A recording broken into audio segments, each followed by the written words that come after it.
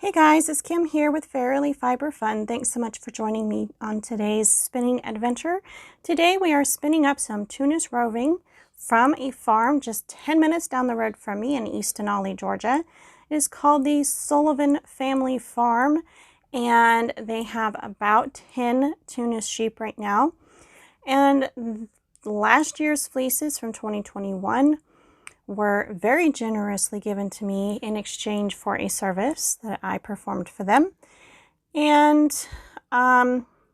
their fleeces were not in the greatest shape. And so I sent it all to the mill so I could turn it into dryer balls. What came back from the mill was so nice, I decided to dye it up and spin it. So there is some dyed Tunis in the shop. Not a lot, but there is some. And it's all really nice roving.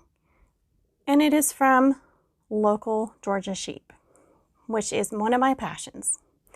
So before we get into the whole spinning portion and explanation and all that, I would like to take a moment and welcome you to my channel. If you are a new viewer, welcome.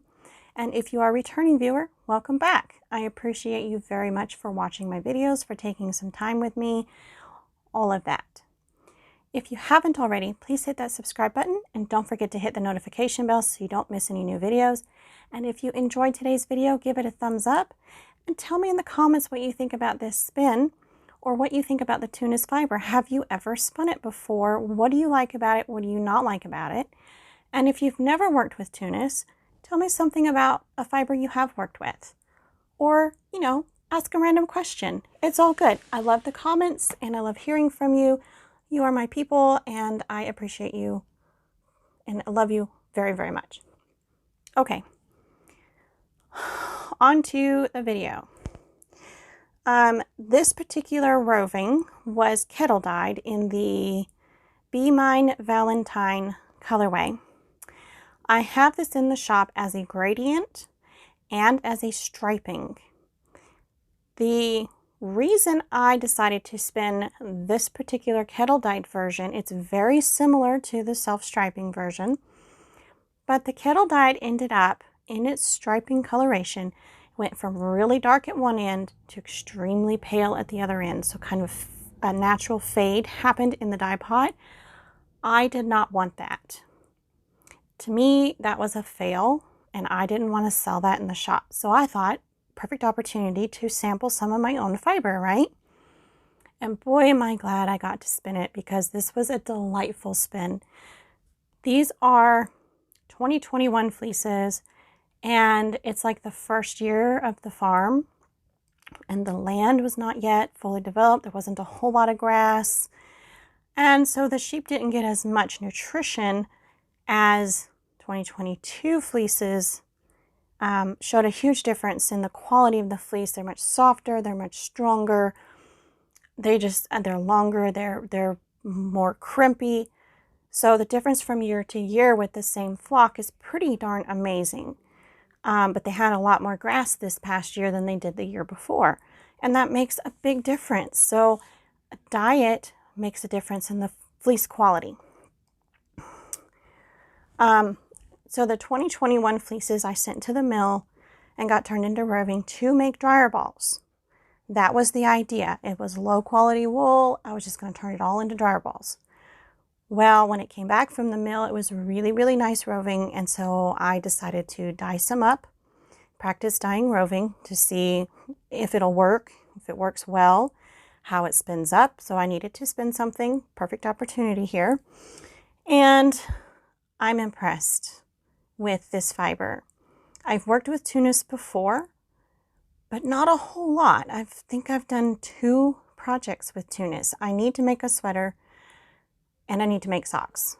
Okay, I've made 1 pair of socks, but I really can't count that because I spun it so fine, and it was like an 7 or 8 inch staple length, which is really rare for Tunis. The fleeces that I'm currently skirting right now from the 2022 shearing, they are about 3 to 4 inches average. That's what I'm getting for the most part. And most of the fleeces I've looked at were 3.5 inches. So And they're very consistent in the staple length, and they're very consistent in the size and shape of the locks. They're very blocky locks. Within each fleece, the consistency is pretty amazing. There's throughout the whole fleece really consistent until you reach the breech, and then it's like a totally different shape. So in my skirting right now, I'm removing all the breech and the high veg matter areas that I would skirt out for selling or for before I processed myself. And I'm putting those in a separate bag, and that is averaging about 1 pound of each fleece being set aside for something different. And I'm ending up with 4 to 5 pounds of delightful, pristine wool out of every single fleece. And that's pretty darn nice. But that's for this year's fleeces. Last year's fleeces weren't that good. And so they got turned into roving. And as I spun this, I discovered that this roving is really nicely done. Thank you, Spirit Fiber Works. And the wool is way softer than I expected. It's crimpy, like super crimpy, and just an absolute delight to spin. I had so much fun spinning this fiber. I could wax poetic all day about it, but I literally am drooling over this fiber now, remembering as I'm speaking and doing this voiceover, I am drooling over the footage and my memories of spinning this. I need to spin a sweater's worth and knit a freaking sweater out of Tunis wool. I really, really need to do that. It's a matter of getting to it with all the gazillion other things I got going on. Anyway, I loved this spin. I decided to do a traditional 3-ply. Did not weigh my fibers before I started, but I knew I had 4 ounces. So at some point during the first bobbin, I stopped and I weighed the fiber and kind of sort of figured out what was a third and went from there. And it was not even, but I made it work. Anyway, I don't think I had any leftovers because I use up all my leftovers. Like I will center pull. If I have 2 singles left, I will do the bigger one. I will make a center pull ball and I will combine that with the other single and I will spin until I run out of one or the other. And then I will, if I end up with 1 single left, I will chain ply it. And usually that ends up being a little sample skein because I don't like to have traditional plied 3-ply and chain ply in the same skein. But we make it work and I try not to have any leftovers just because I'm like that. I like to finish a project to completion and have nothing left. But I'm weird like that, and it's okay. Not everybody's like me, and that's fine. This is my favorite part right here, watching the drafting up close of this fiber. Does it not look delicious and divine and like the sweetest spin ever? Not the most consistent, but that's okay. I'm a hand spinner. I don't care if it's perfect. Some hand spinners do, I don't. I like the imperfections. I prefer knitting with imperfect yarns. Go figure. I'm such a yarn snob now that I will not knit with commercial yarn unless it's just sock yarn, and I might work with that. But I do prefer to knit with hand spun. So I tried a little bit of long draw and a little bit of short forward and a little short backward. This wool will do absolutely anything. And for the plying, like I said, traditional 3-ply. That's what we're getting started on now. So I put all 3 strands through my leader, which is in a loop. And I'm not sure why I did that, but maybe my leader, that little jerk, but maybe my leader wasn't 100% lined up properly. Anyway, once I get that going, and for some reason that beginning got stuck on a hook, so I had to finagle it.